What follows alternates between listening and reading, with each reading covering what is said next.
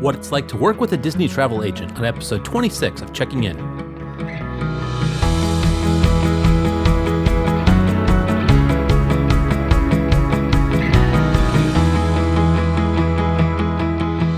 All right, I'm here today with Josephcheung and my sister-in-law, Kelly.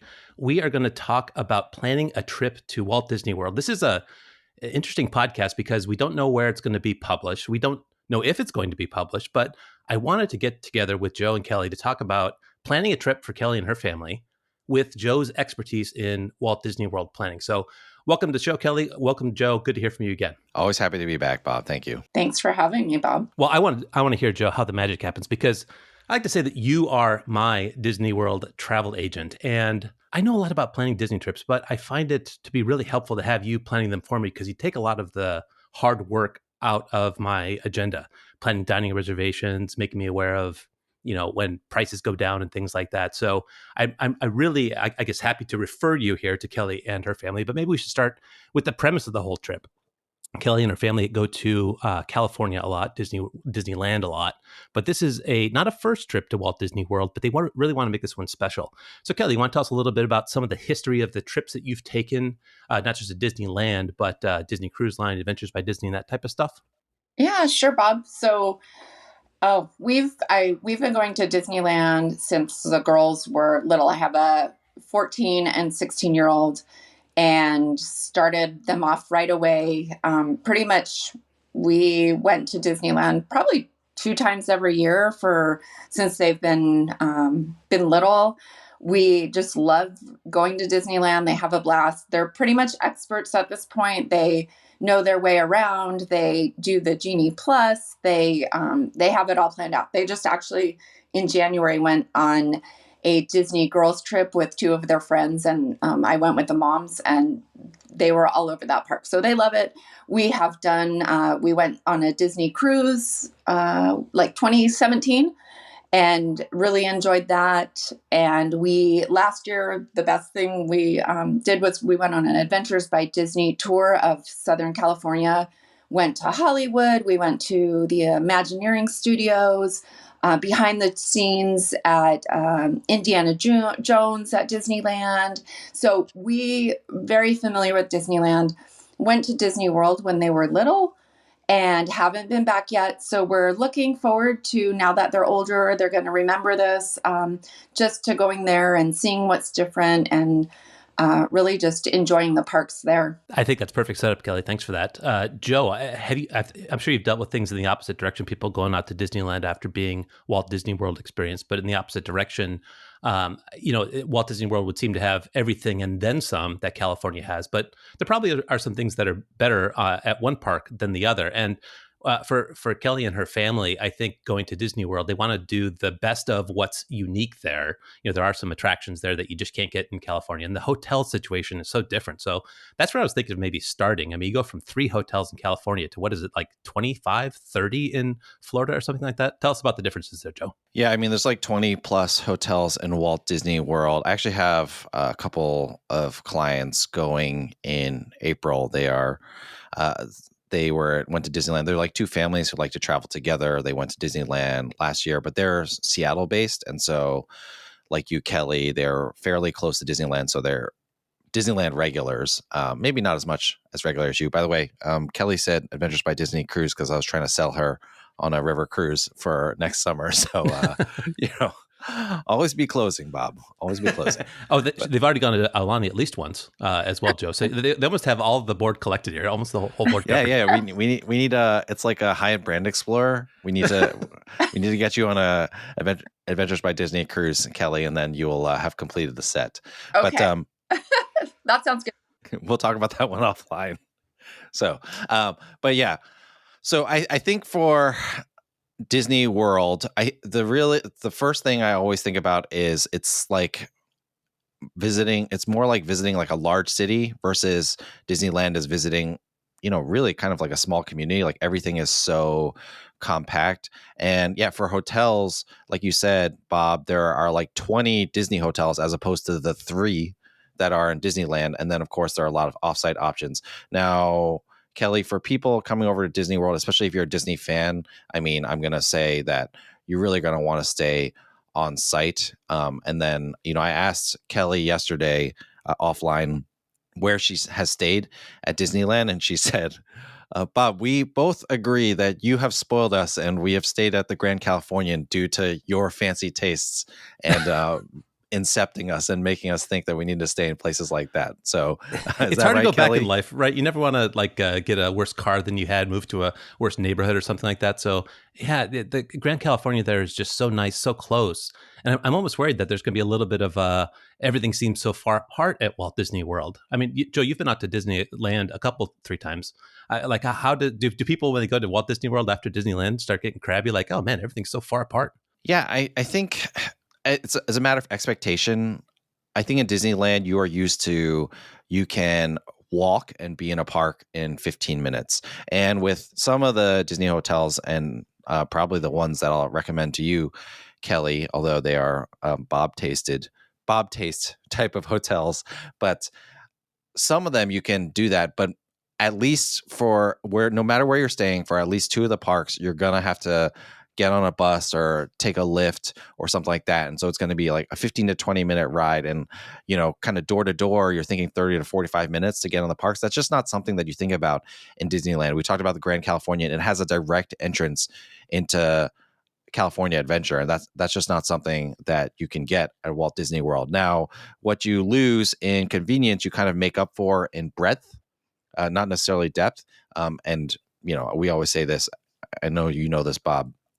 Both Disney parks, or all 6 Disney parks in the world, really, but if you're just looking domestically, both parks are worth visiting and have their own pros and cons. But I mean, Kelly, what I would ask you, and like this is what I would do with my clients, is what are you looking for out of a hotel? Like, and when you're thinking about this trip, are you thinking you're going to spend some time at the pool? Do you just want to hit the parks? What type of Disney plans does your family usually have? Do you like go, go, go, or do you rest as well? And that kind of factors into what kind of hotels I might recommend. Okay. So I would say we go, go, go, but we also rest. We definitely, when we're at Disneyland, we will get up early, rope drop, get a bunch of things done, go have some lunch, and then we usually go back to the room, take a little rest, get ready for the evening, go out to dinner, stay out a little late. And pretty much every day seems to be like that. So we really enjoy having a nice room to go back to. We also like the location at Grand California because it is just easy to get back to.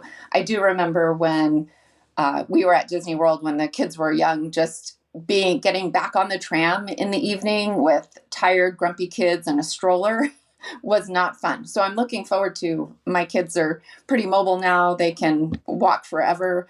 So I think it'll be a really different trip for us this time. And how many days are you thinking? Like, because normally if people are there for like 5 nights, say, I would recommend having a day, and this is different between Disneyland and Disney World. Like, if you can be there long enough, I recommend having a day where you actually don't plan to go in the parks at all.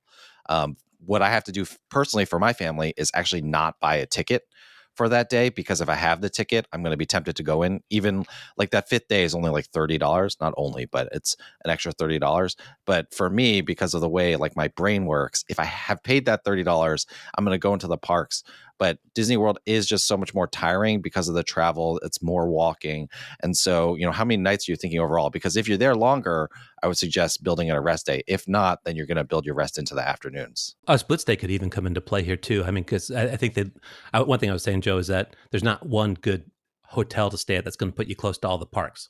It's just impossible. And then overlaying on top of that, wanting to go to unique hotels that they don't have in California, thinking like Animal Kingdom Lodge, even though that's not even particularly close to Animal Kingdom. It's not walking distance, not close to the Grand Californian, for example. So how do we find that? Maybe two places, I think, Kelly. How long were you thinking? Well, when we go to Disney, we often do a 5-day park hopper. So I know that we would probably do a solid week. And I like the idea of maybe switching hotels. Animal Kingdom seems like a really novel place to stay. So I'm intrigued by that. But also I would like to explore some of the other hotels there. So the split might work out well for us. Yeah, I think so. When people do a split stay, like what I normally recommend is do a few nights at Yacht or Beach Club, which has the best pool on property. So even if you're not taking a rest day, the pool is great. And I guess your kids are older, so they may not be as into the slides and stuff like that. But still, it's a great pool to hang out at, and Hmm. that is very close to Hollywood Studios and Epcot. So you'll do that on those days, and then normally with younger families, I recommend if you're doing a split stay to go to one of the monorail hotels. So you're going to be close to the Magic Kingdom.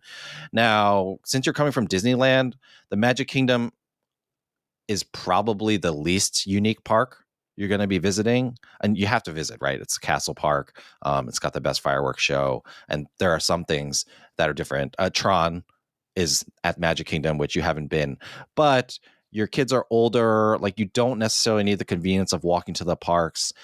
Yes, the bus is annoying. I was just there though. I found like Lyft is like after tip $12 to $15 per trip. So that's a good way to get around. And so, yeah, maybe you want to stay at Animal Kingdom Lodge, because at Animal Kingdom Lodge, even in the standard rooms, you sometimes can get an angle view of the savannah. So you can like see giraffes in the distance.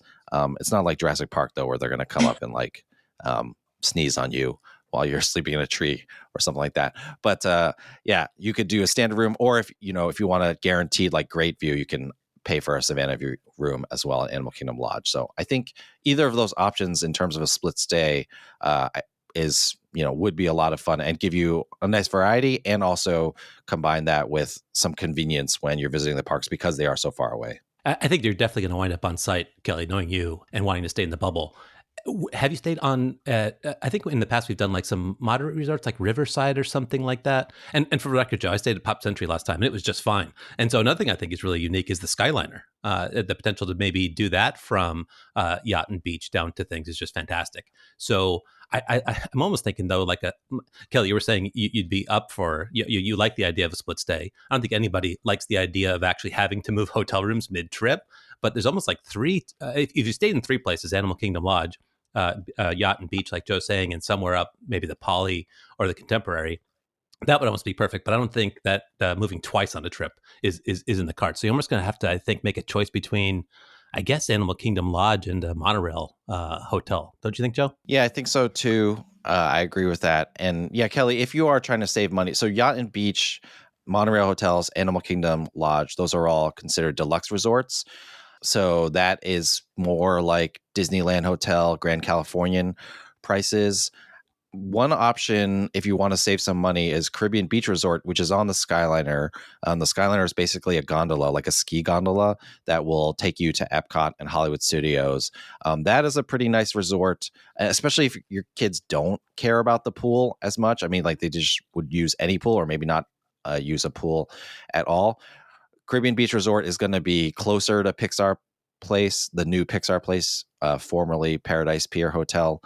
Actually, Leslie's there sending videos to me right now of the new hotel. That's in Disneyland. But yeah, so that's closer to those kinds of prices.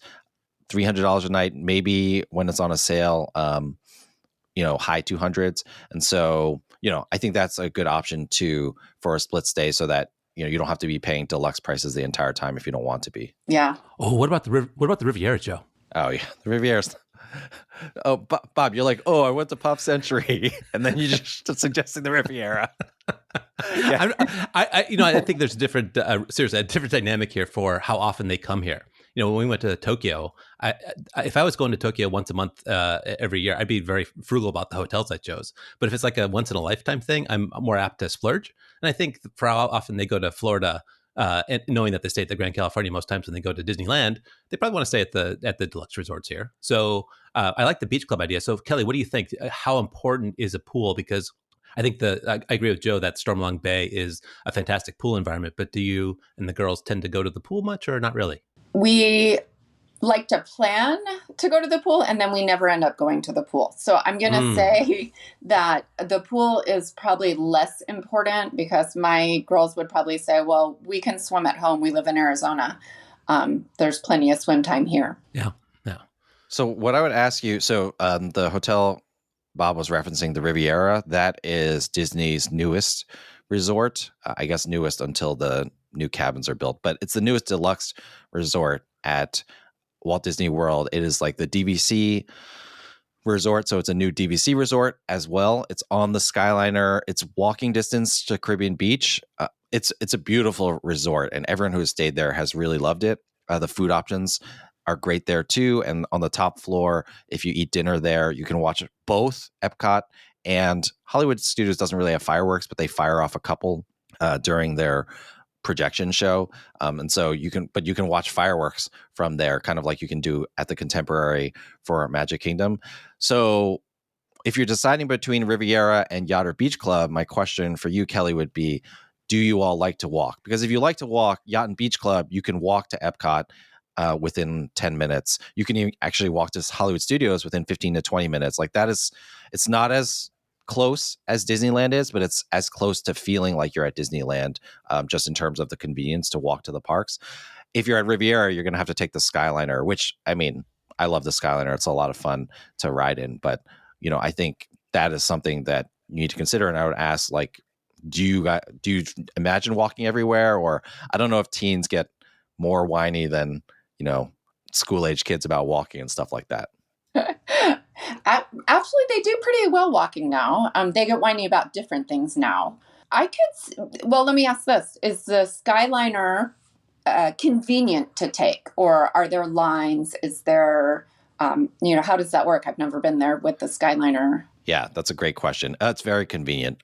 So especially at Riviera, what they do is actually, so the way it works is Caribbean Beach is kind of like the hub, and Riviera, you can walk between the stations, the Caribbean Beach and Riviera stations. But what they do is Caribbean Beach, when they launch Skyliners to Epcot, it stops at Riviera along the way, and they actually will keep cars empty at Caribbean Beach so that when they get to Riviera, people can go in. So really, even at rope drop, when there's a line, it runs really quickly, 10, 15 minutes. I mean, the Skyliner is probably Disney's most efficient form of quote unquote public transportation. Like, it beats the monorail for sure. It beats buses. You never really feel like you have to wait a super long time. The only exception is maybe at the very, very end of the night if you go like right after fireworks. However, normally once fireworks go off, especially if my kids were older, I actually like to just relax in the park and people watch a little bit, maybe shop or eat something. And then, after like 15, 20 minutes, the Skyliner lines have kind of dissipated and died down. Of course, if you're at Yacht and Beach Club, after the fireworks at Epcot, you just take a 10-minute walk and you're back in your room. So that's really nice too. Yeah. Joe, I'd second every good thing you said about the Skyliner. But we took the Skyliner from Pop Century up to all the parks, and even right at the time when the park closed, Fantasmic lets out of Hollywood Studios. That thing is just a people eater. It just keeps going. There's no waiting for the next monorail train. So I think it's the best thing Disney's done in a long time. And it really opens up a lot of resorts that weren't in contention for me. All right, the Caribbean Beach, like you say, Pop Century, but I do like the Riviera idea. One more in the spirit of being fancy, Bob. Concierge level. They don't have concierge level at the Riviera, I don't think, but they do have it at Beach and Yacht. Joe, have you done that? And the only reason I mention it is because it's kind of cost prohibitive, I think, at Grand Californian, but it seems a little bit more reasonably priced, or maybe the rooms are more reasonably priced at something like Beach and Yacht. What feedback do you have on concierge level? And I don't know if Kelly's even really interested in it. If she likes that being part of her trips, maybe start there, Kelly. Would concierge level be something of interest? I think concierge level would be of interest if it was economical. Like you said, at Grand Californian, we look at the price for concierge, and it just doesn't seem like it's a good use of money. Yeah. How much more is it, Joe, at Beach and Yacht? Typically, say rooms $500. How much is adding concierge level there? It's usually like a couple $100 a night. I've only stayed concierge at Boardwalk. It was really nice. I mean, it was great. I think your 14 and 16-year-old, they will be allowed to like go there themselves. So, I know that, I mean, even with my kids' ages, like they want some space, but when you're in a hotel room, you don't really get it. And so that might be nice for them. It is nice not to have to worry about breakfast, and to not be, it's not even like getting breakfast or finding it. That's the problem. It's scrambling. that especially when you're rope dropping and stuff like that. So that's nice. I like love the concierge splurge. But if you were going to sit down and think about, if you're going to do a dollar to dollar comparison, like that's never going to be worth it. So, I mean, also if you're spending $300 extra per night on concierge, if you want to spend money, like sometimes I would ask myself, and people have been doing this more. I'm doing my first, Bob, so you'll be maybe excited to hear it. Well, at least I'm planning on doing my first, but like for an extra $400 per night or per hour, you can try a VIP tour and see how that is. And like if it's like VIP tour or concierge, that'd be a fun. If we're talking about spending money, that'd be a fun splurge to kind of play around with. But I'm also remember I'm trying to save money for Kelly for next year's ABD cruise. So let's calm down. Well, another thing to consider along the lines of concierge level is whether you and your family enjoy Disney dining.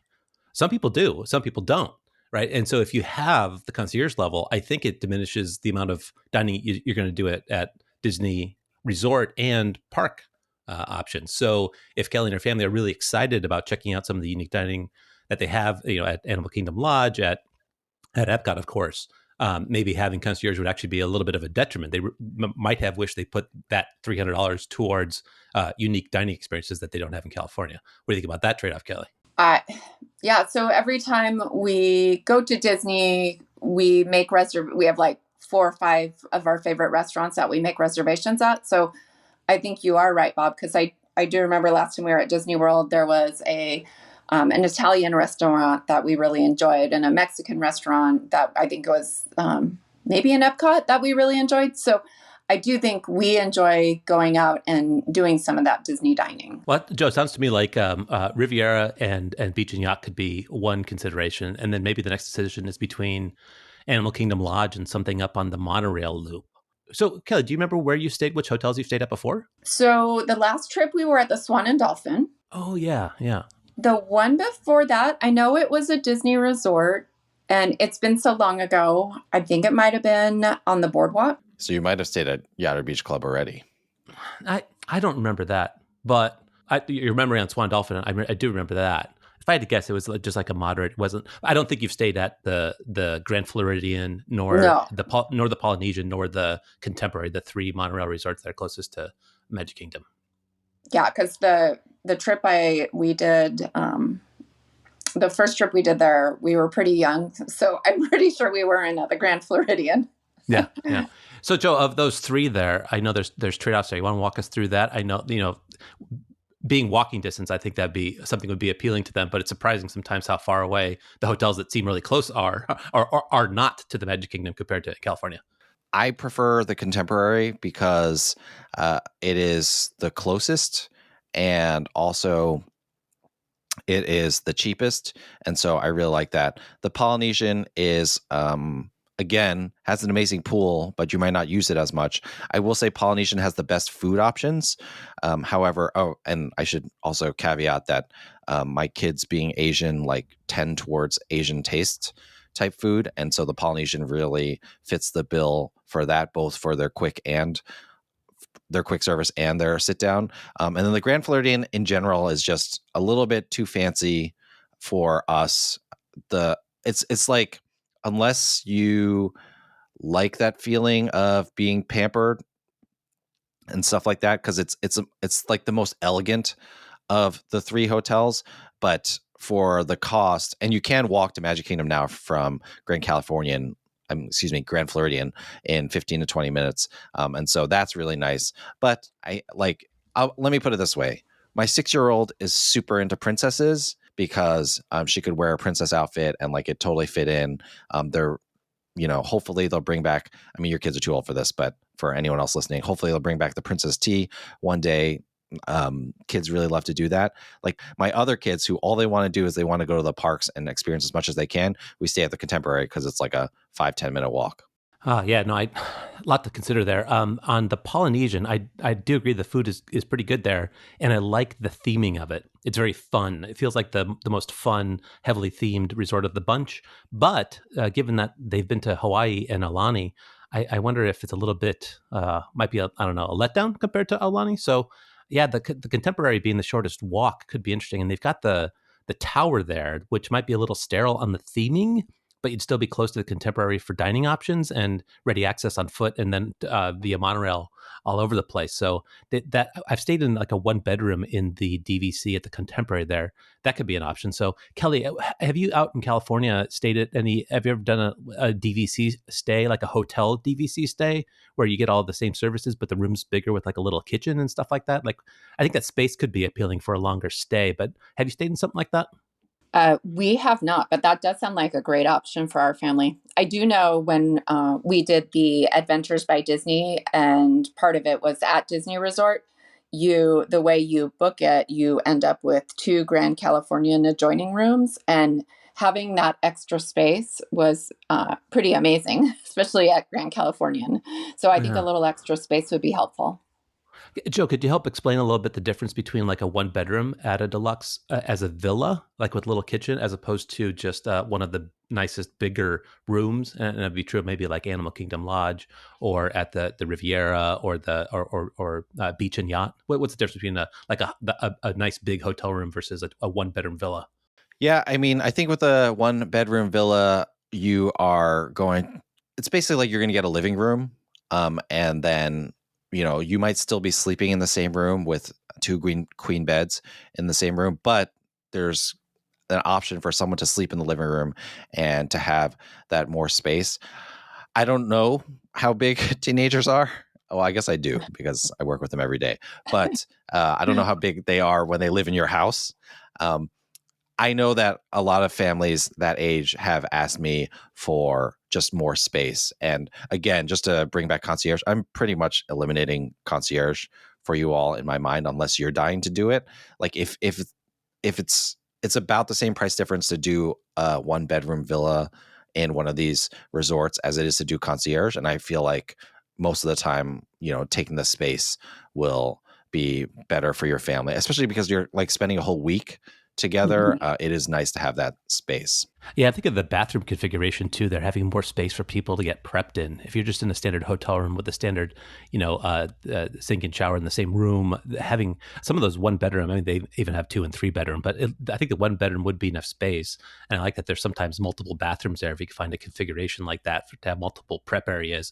And then I like what Disney does in terms of allowing a lot of people in the room, and not just by having a lot of standard beds, but like creative, like couches that fold out that are pretty comfortable to sleep on, or fold out of the wall in creative ways and things like that. So I like that you have more space for lounging during the day, maybe for a little bit of food prep, additional prep area. So I think, gosh, sometimes people talk about DVC and they think it's just buying into DVC or renting DVC points and such like. But Joe, you can book that just like a hotel room, and there's pretty good inventory, right? Yes, actually, the inventory is typically better than renting DVC points, so you can do it all the time. I was actually looking in October. I'm not sure your exact dates, Kelly, and we can connect about that, not on a public forum, but yeah, some of the resorts like only have one bedroom villas left, and I should say that a lot of times, one of the things that I was talking to another prospective client the other day, and what I told them was, when as of right now, there are no rooms on sale at Disney in October, or it ends October 3rd, the current sale. I expect them to go on sale later. But the reality is, like, the difference between you, anybody looking it up, and me looking it up, there is no difference. However, I will put in the work to make sure that I can find the cheapest room available. So, for example, like I just said, I searched a random set of dates, like 6th to the 10th in October, and I only saw one bedroom villas available in Beach Club, I think.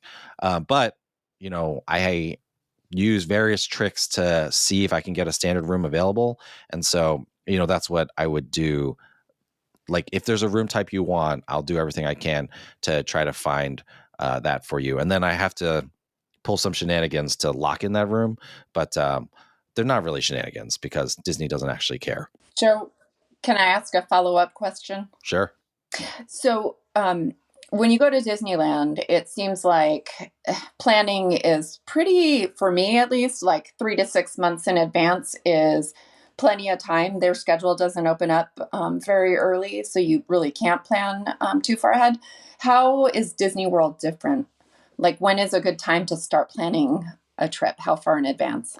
Yeah, it's gotten very actually similar to Disneyland because now for both Disneyland and Disney World, dining is 2 months out. And so, what I normally say is, I think now is the time to book a room.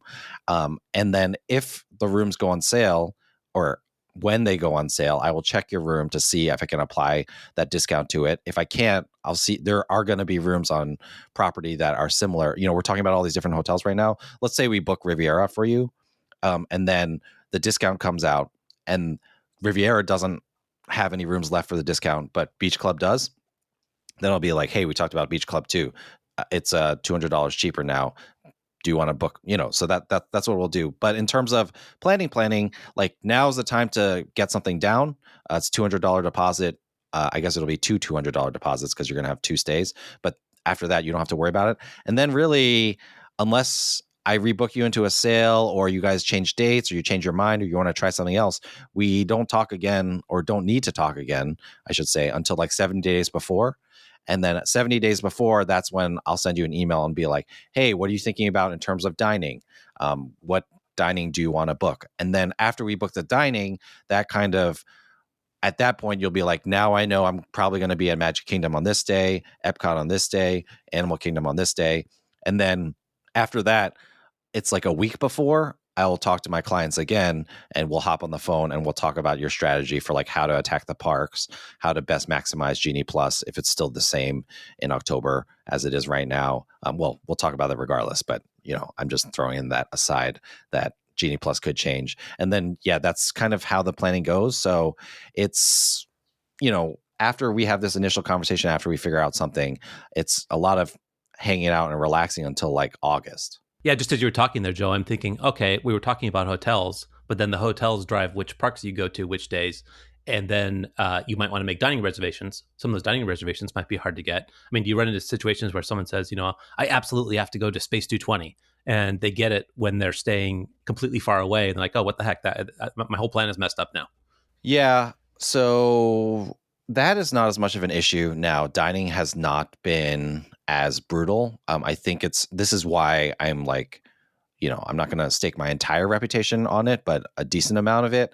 There will be sales in October, November, and December. Maybe they'll avoid like the 3-day weekends, or there'll be very limited availability for that. But the reality is, there is low demand or much lower demand than there has been in the past for Walt Disney World in 2024. And we've seen it because I would say this time in 2023, when we were booking spring break dining for our clients, it was like, you had to be up at the crack of dawn at 6 a.m. And then like Space 220, you would have to get it on day 5 or 6 of a 7-night stay because you can book for the entire stay. And then like, further out, there's going to be more availability. Now it's like I woke up at, I have a colleague who helps me. We work on this together. She booked a bunch of dining for a client and she missed out on one. And then I was up like an hour later and then I checked and then it was there. And I was able to find it. So, it's a lot better now. And so I don't typically worry about dining too much. I should be able to get, I even, Bob, I don't know if I'm going to go, but I even grabbed 4 seats at Victoria and Albert's. Oh, wow. Yeah. And it was like, I wasn't even looking for it. That's the thing. Right.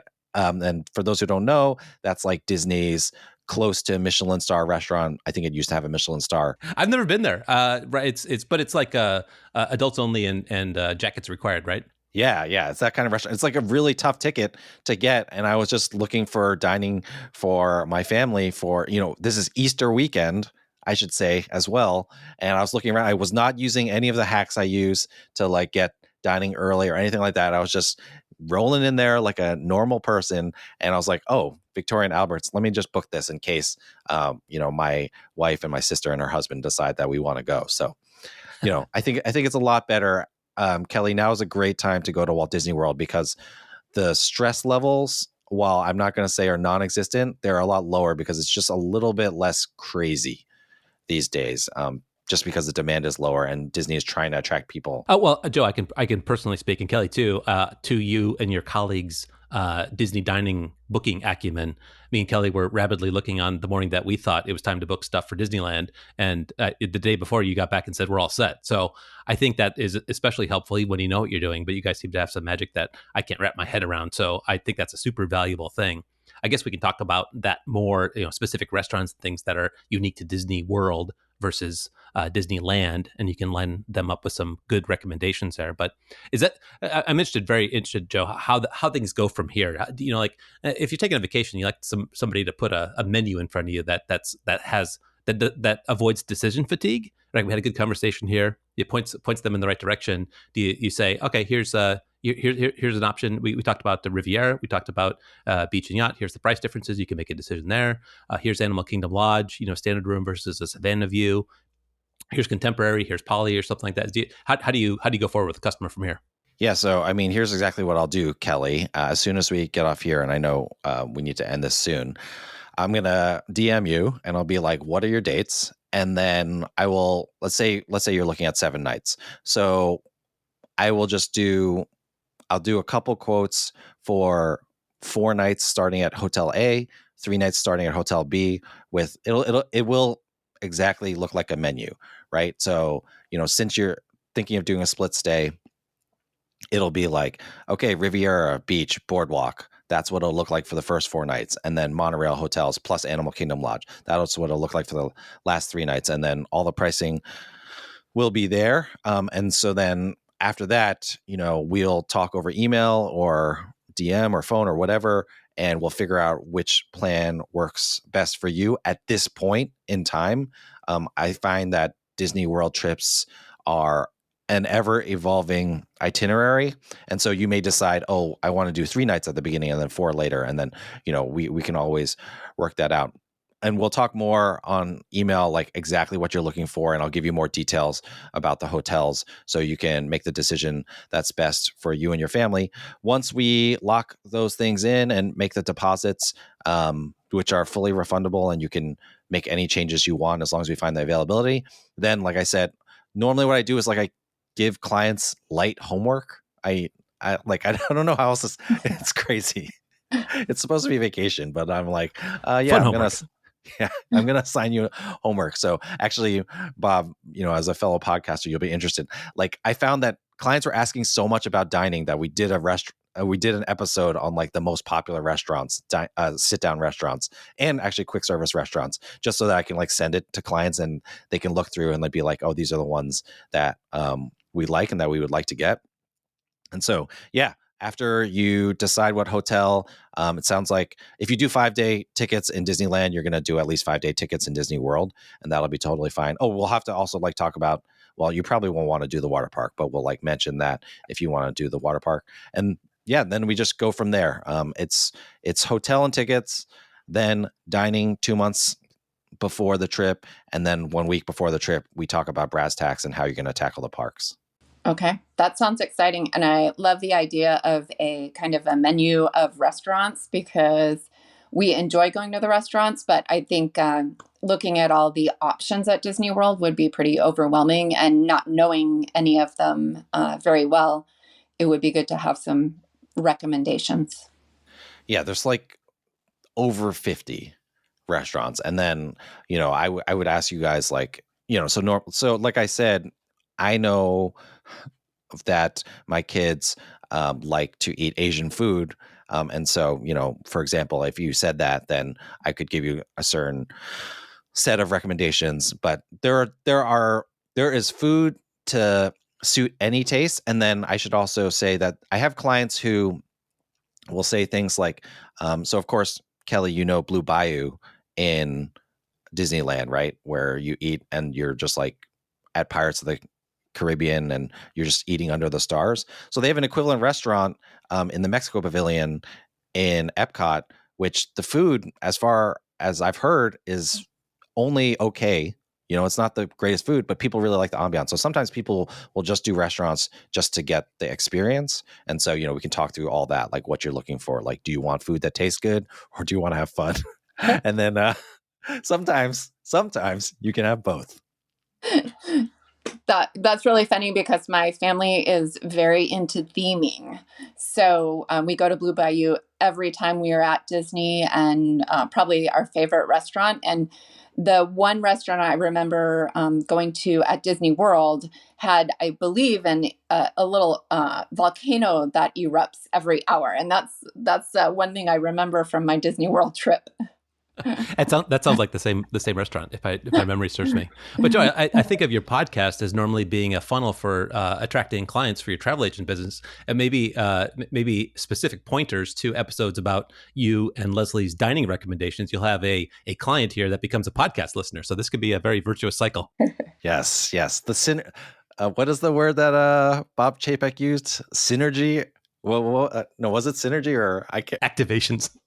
Oh yeah, activations. Yeah, that's what we got going on at Disney Deciphered. But yeah, I mean, the last thing I would say, Kelly, when thinking about a Walt Disney World vacation for a Disneyland regular is it's going to feel different and it's going to feel super overwhelming. But at the same time, it will also, like, once you're in it, it's going to feel really familiar. And then the really exciting part for you is you're going to be getting to see parks and theme parks that don't feel anything like Disneyland. So the one, like, I actually prefer Disneyland for its convenience, but when I go from Walt Disney World to Disneyland, I go into Disneyland and it's like, oh, this is kind of like the Magic Kingdom. I go into California Adventure and it's like, oh, this is kind of like Hollywood Studios with a little bit of Epcot sprinkled in.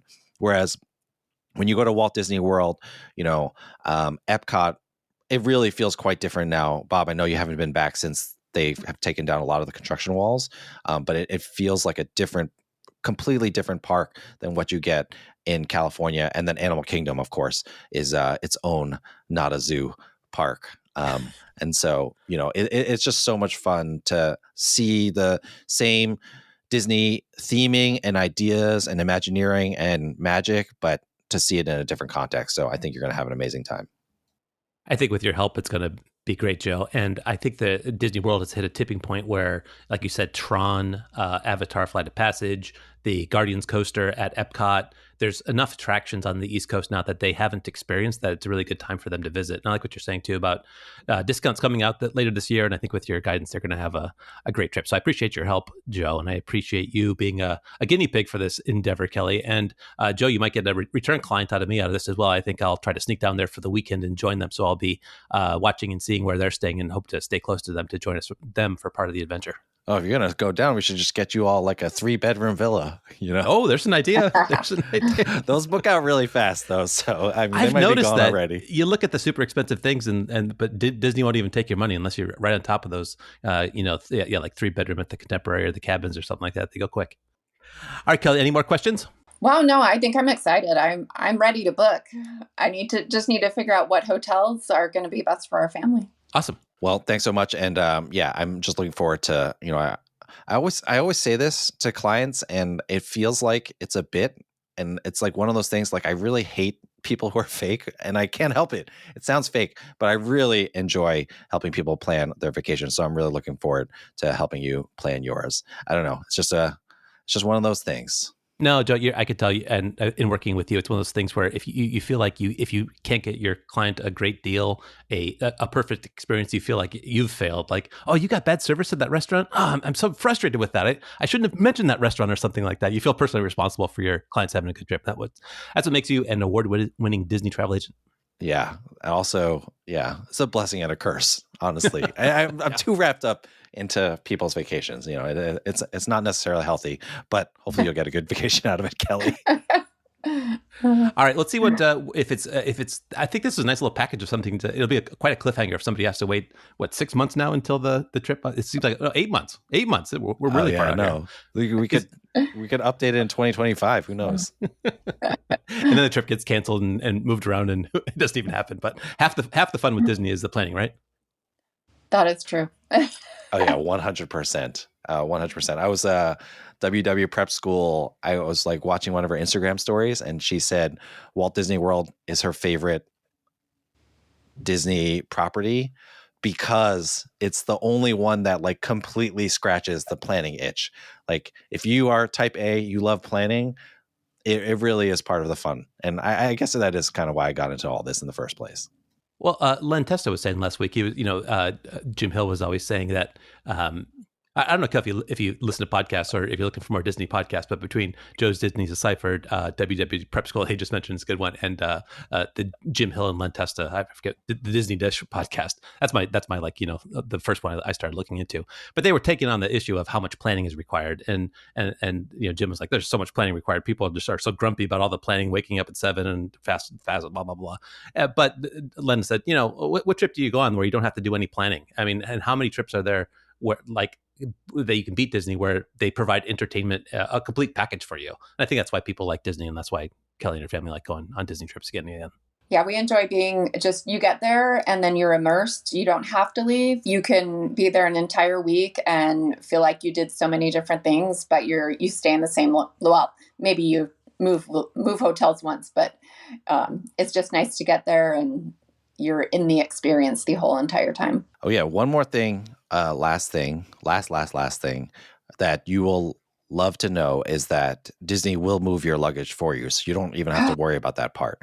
So really, if you get lucky and they assign you a room early, like you could go, room to room, and you'll have to wait for your luggage for whenever they end up bringing it over. But it's a really nice, seamless process, all things considered. So. I love ridiculous Disney things like that. Even it would be easier for me to take my rollerboard over to the new location. We did the golf down there, Joe, last time we were there, and Disney will provide you free taxi vouchers if you're staying at a Disney hotel.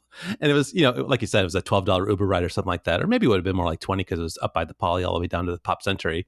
But they'll give you free taxi vouchers. So I went from Pop Century to the golf course to the Poly back to the Pop Century, all on Disney taxi vouchers, old school taxis, picking people up. But I just love that Disney does stuff like that to try to make it a complete vacation.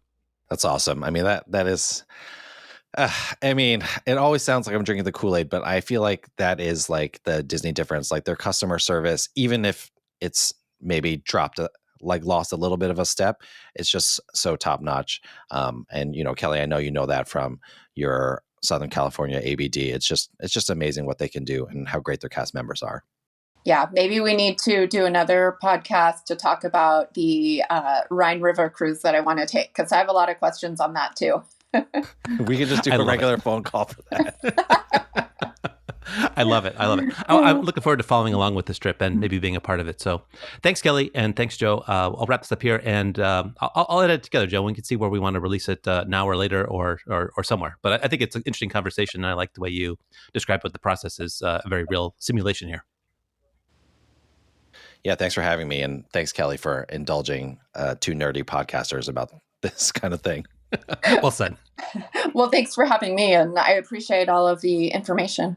It's easier to make a decision when you have someone with some expertise on your side. Kelly, there are dozens of people invested in this now. Dozens. Awesome. Thanks, Bob.